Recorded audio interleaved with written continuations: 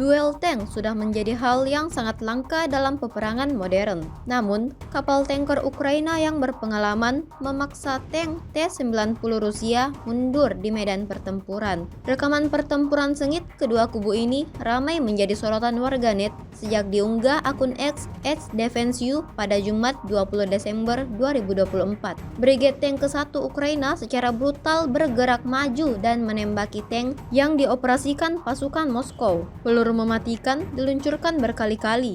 Hasilnya seperti yang terlihat dalam rekaman. Insiden ini jelas memberikan kerugian pada kubu Moskow. Hingga video ini beredar, beragam respon diberikan warganet.